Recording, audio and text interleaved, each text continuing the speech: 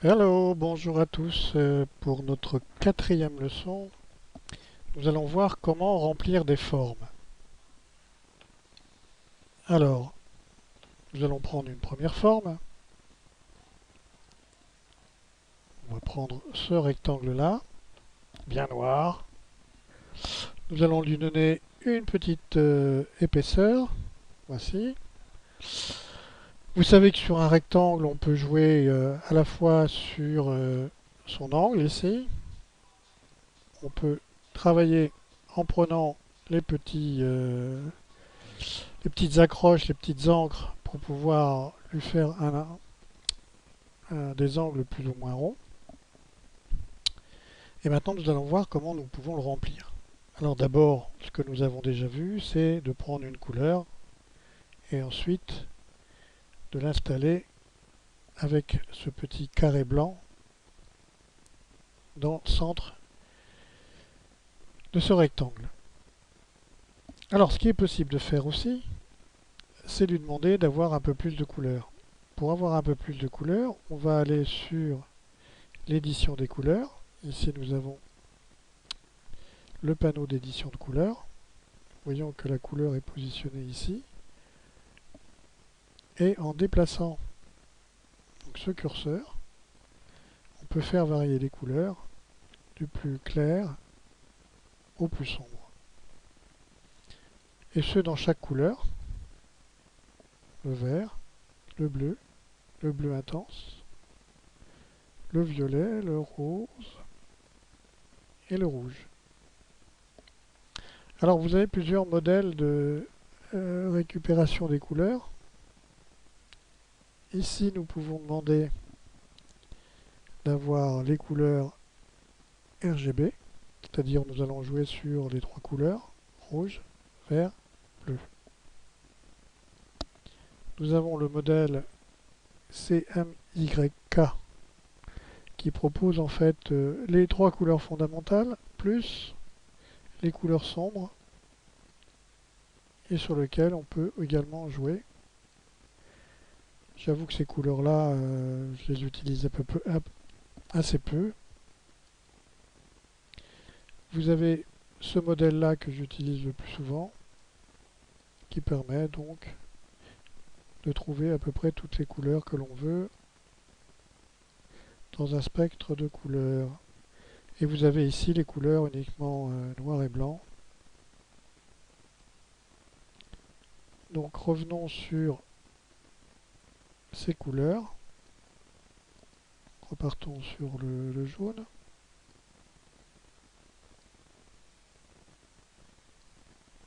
Prenons un jaune un peu or. Voilà. Alors on peut garder ou pas ces couleurs. On peut même leur donner un nom si on veut. Ici, si on veut donner un nom à cette couleur que l'on vient de trouver, ce qui permettra ensuite de la retrouver. Mais le but n'est pas celui-là. Donc ici, nous avons une couleur simple. Alors, comme je vous ai expliqué, si maintenant je dessine une étoile, cette étoile aura la même couleur que le modèle précédent.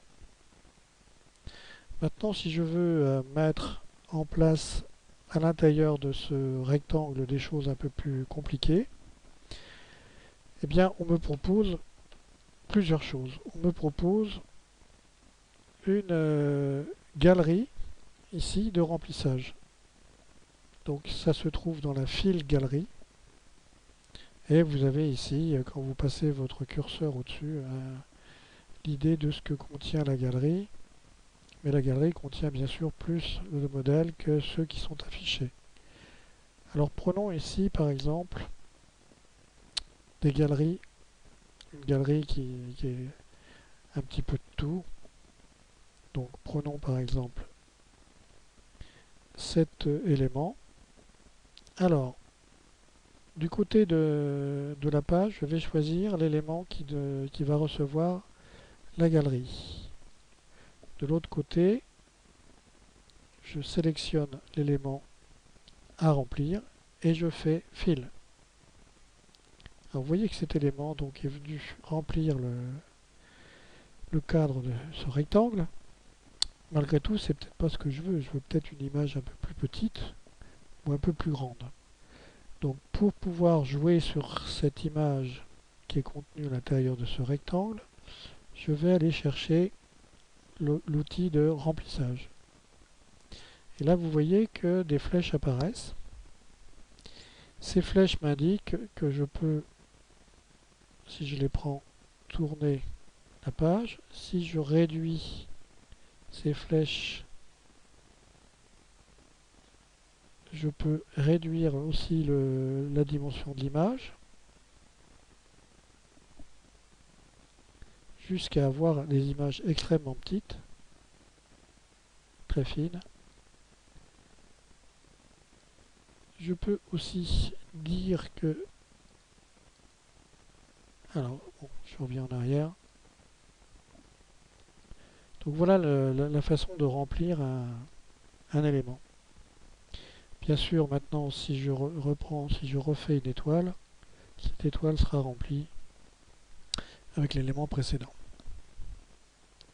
Je peux moi-même créer des remplissages. Alors, nous allons utiliser pour cela un cercle. Voilà un cercle que je veux vert, un plus joli vert. Voilà.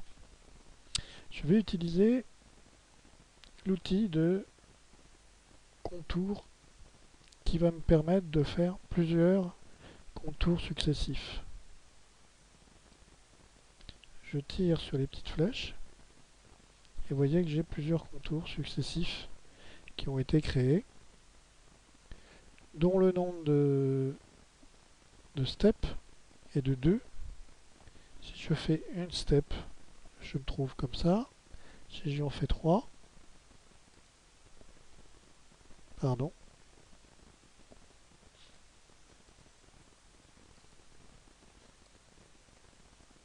3 steps, voilà. Je vais supprimer les lignes.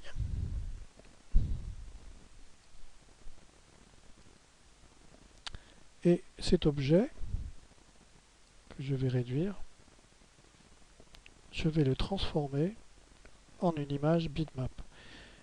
Pourquoi une image bitmap? Parce que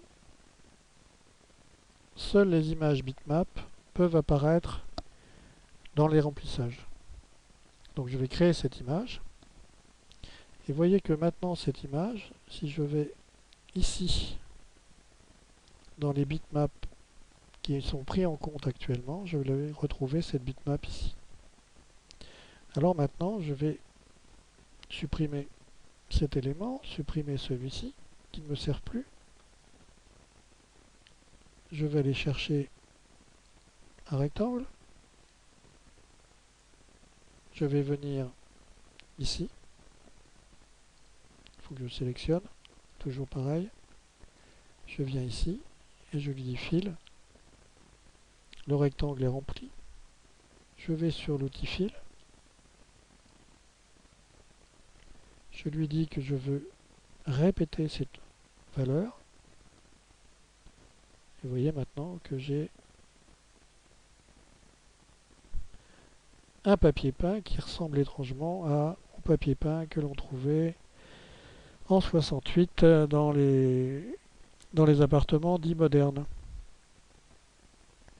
Donc voilà comment remplir des éléments.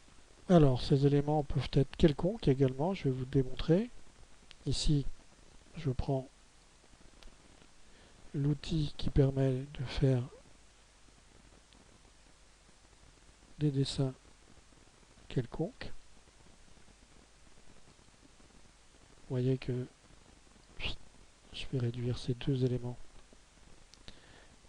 Je prends un autre outil qui permet de faire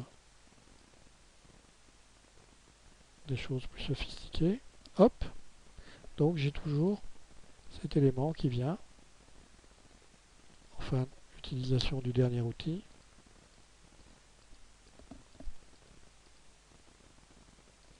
Voilà. Donc vous voyez qu'avec... alors bien sûr, je pourrais changer le contenu en sélectionnant, en faisant fil. Je retrouve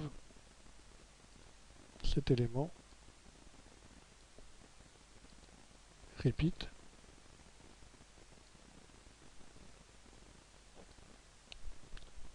Vous pouvez vous amuser à faire toutes les textures qui vous sont proposées, il y en a une bonne centaine. Donc, bon courage, à bientôt.